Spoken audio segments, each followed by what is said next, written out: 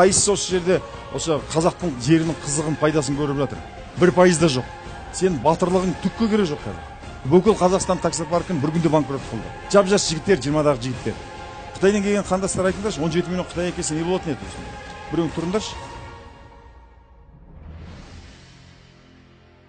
Мен сіздерге қазір көрсетейін, қазір әлемнің өмірдің қайда кетіп бара жатқанын. Негізгі ой өзгеру керек. Ой өзгермейтін болса, адамның адамгершілігі қоғам үшін, ел үшін, жұрт үшін, біреу үшін жұмыс істеген кезде.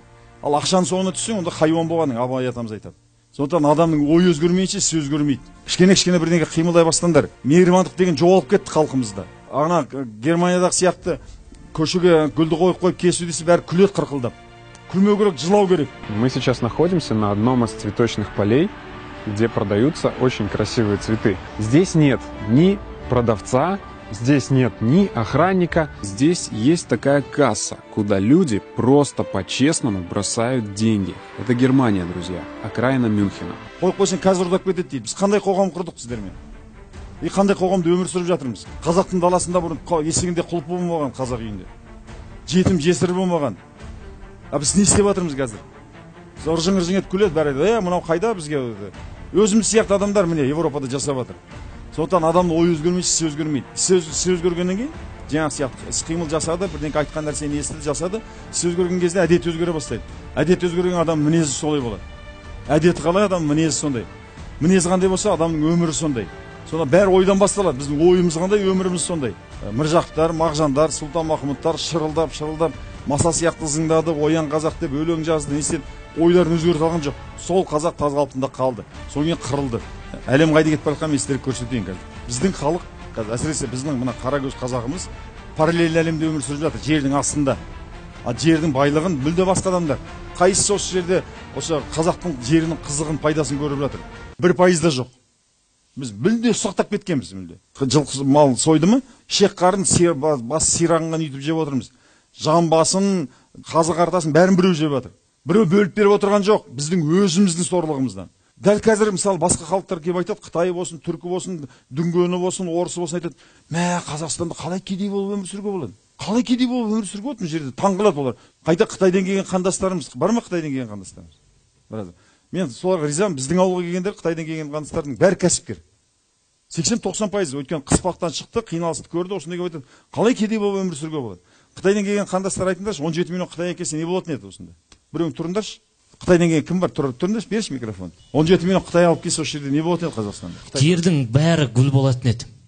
Жердің астындағы бүкіл суды пайдаланатын еді расында. Біз дайын су, Алланың беріп қойған су, яғни расында Африкада су жоқ қой. Біздің астымыз қазып қалсаң, барлығы байлық. Соған емес, мен Қытайда 2 жыл тұрдым. Ана иықтарына иін ағаш алып ап, жота-жотаға иін ағашпен жүгіріп жүріп бақша өсіріп жатқан адамдардың. Қалай рет видеоға түсіріп жібердім. Құмырсқаның күшінен енді кем емес. Жер бетіндегі құмырсқа ғой расында. Рас сондай. Тоқтаусыз. Сондықтан олар келіп таңғалады, қалай мына жерде кедей болуға болады? Өйткені осы жерге келген кезде сабақты да шайнап берген нәрсені жасамайды.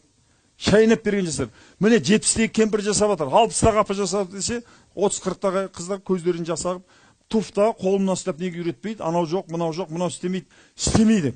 Істемейді. Осында ана қырғыздар жазып жатыр, ана Фейсбукқа айтады, қазақ немелер мынандай аға болып жатқанда неге оқытпайсың деп. Шымкенттен қазір 8 ба 9 өзбек. Маған Әлия шырылдайды, аға өзбектер деп айтпаңызшы деп. Мен айтам, қазақ жұмыс істемейді, өзбектер маған салады десем, өзбектерге оқып жатыр дейді.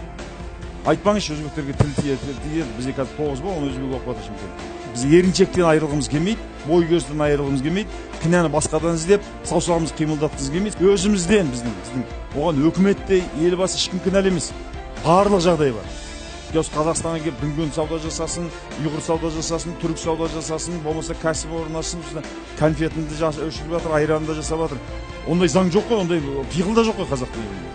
Оның көрініс осы жерде көрініп тұр дейді. Біреуің саусақ қимылдатқан жоқсыңдар. Ыбырай Алтынсарин айтады: өнер білім бар жұрттар тастан сарай салғызды, айшылық алыс жерлерден көзді ашып жұмғанша жылдам хабар алғызды. Аты жоқ құрарбаны 1000 шақырым жерлерге күн жарымда барғызды. Мал істейтін жұмысты от пен суға түсірді. Сусыздан сусын тамақ ішкізді. Теңізде жүзді балықтай, әлемді кезді жалықпай. Надан болып өстірдік иектегі сақалды. Өнер білім жігіт деп ескермедік мақалды. Біз болмасақ сіз барсыз, сіздерге бердім батамды. сол кезде айтып отыр, өнер білім бар жұрттар осыдан қайда 17-ші жыл емес, 7-ші ме 5-ші жыл жазған. Тастан сарай салғызып, 30 жоқ құр арбаны 1000 шақырым жерлерге күн жарымда барғызды. Сол кезде айтып отыр. Қазіргі 30 жоқ құр арба, қазіргі сол заманның техникасы мынау. Біз өгіз арбамен жүргенбіз. Бұны білетін бір адам жоқ. Жіліктің майлы басы қайда, қазір табыс кімде? Экономиканың, табыстың, бизнестің, байлықтың, ақшаның кілті кімде десе, мына құралды меңгерген адамдарда қазір.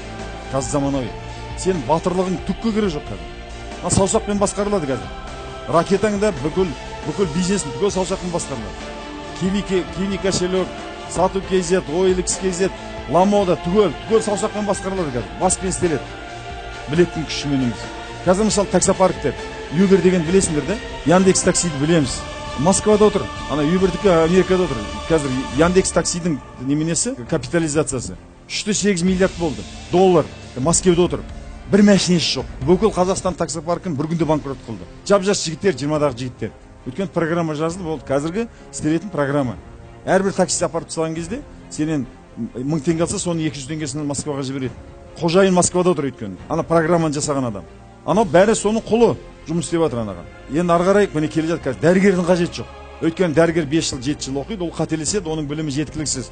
Ал компьютерге қазір бүкіл дәрігерлердің немесін жинап тастағаннан кейін білімдерін миллионнан кіргізіп тастағаннан кейін телефон арқылы қазір диагноз қойып жатыр. Дәл қазір осыдан болып жатқан оқиға. Саналарында ашып қараңдар. Дәл қазір болып жатқан оқиға. Бұл ары кеткенде 4-5 жылдың ішінде міндетті түрде келеді Қазақстанға. Міндетті түрде келеді. Қазір бір күнге мәз болып, кредит алып, той жасап, бәрін ұмыту керек.